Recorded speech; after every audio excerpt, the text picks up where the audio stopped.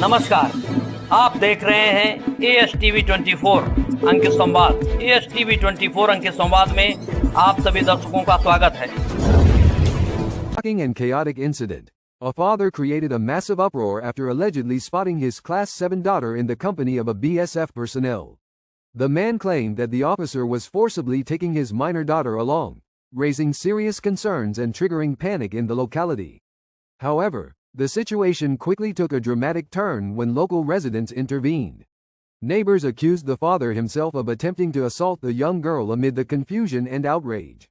The crowd overpowered him and handed him over to the police, escalating the matter into a serious law and order situation. In police custody, the man made explosive statements, blaming the central government and demanding that strict POCSO charges be invoked in the case. He has insisted that authorities take immediate action and arrest the accused, even as investigations are underway to uncover the truth behind the conflicting claims. The incident has left the entire area tense, with questions being raised about safety, accountability, and the real sequence of events. Stay tuned with ASTV 24 for more exclusive updates on this developing story. ন্যাক্কারজনক ঘটনা। আমাদের মা বোনেদের এখন ইজ্জত রক্ষার লড়াই হয়ে গেছে এই কেন্দ্রীয় বাহিনীর জন্য। আজকে সন্ধ্যাবেলায় হরিপাল থানার বন্দিপুর গার্লস স্কুলের একটি ছাত্রী বাজার থেকে যখন পড়ে ফিরছিল, বাজার থেকে 1 কিলোমিটার দূরে লালপুর বটতলার অন্ধকার ঝোপের কাছে এনে তাকে ধরে টানাটানি করে এবং তার ইজ্জত নেওয়ার চেষ্টা করে। ক্লাস 7-এর 13 বছর বয়স। এটা অত্যন্ত দুঃখজনক। নরেন্দ্র মোদী এমন বক্তব্য দিয়ে গেছেন যে কেন্দ্রীয় বাহিনীর লোকেরা উত্তপ্ত হয়ে গেছে, যে মা বোনেদেরও পর্যন্ত তারা ছাড় দিচ্ছে না। এর আমরা তীব্র প্রতিবাদ করছি এবং আমরা থানায় এসেছিলাম পরিবারের লোকজনকে নিয়ে। পরিবারের লোকজন তারা থানায় অভিযোগ দায়ের করেছে। পস্কো আইনের যে ভারতীয় ন্যায় সংঘের আইনের যে 3টি ধাপ রয়েছে, সেই 3টি ধাপই ধারা প্রয়োগ করেছে। কারণ আমরা প্রতিবাদ দাবি ছিল যে তারা যেন কঠোরতম শাস্তি পান। আমি আশা রাখবো যে কাস্টডি ট্রায়ালের মধ্য দিয়েই যেন বিচার পর্ব শেষ করে।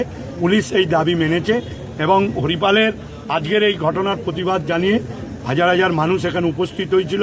যেহেতু কেস স্টার্ট হয়েছে, সেহেতু আমরা পুলিশের ওপর আস্থা রেখে এবং তার সাজা চূড়ান্ততম সাজা হোক, মেয়ের পরিবার তারা বিচার পাক, পুলিশ এটা মেনে নিয়েছে।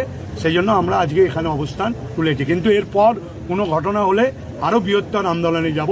এবং আরেকটি কথা বলবো যে নির্বাচন কমিশন, বিজেপি যেভাবে এই কেন্দ্রীয় বাহিনীকে দিয়ে যেভাবে মা বোনেদের ইজ্জত নেওয়ার খেলায় নেমেছে, অত্যন্ত দুঃখজনক এবং লজ্জাকর ঘটনা।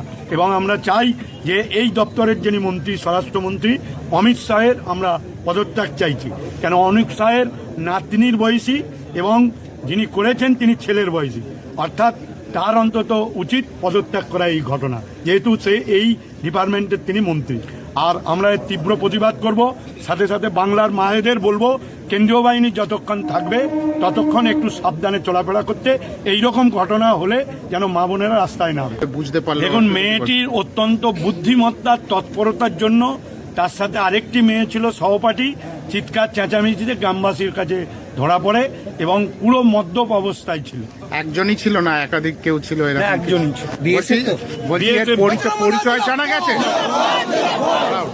পরিচয় পুলিশ জানার চেষ্টা করছে, ওদের আধিকারিকদের সাথে যোগাযোগ করছে।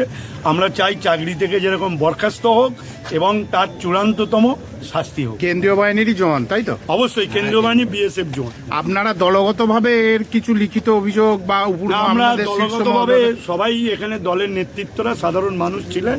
আমরা সাধারণ মানুষ হিসেবেই এটাকে পুলিশকে দেখতে বলি।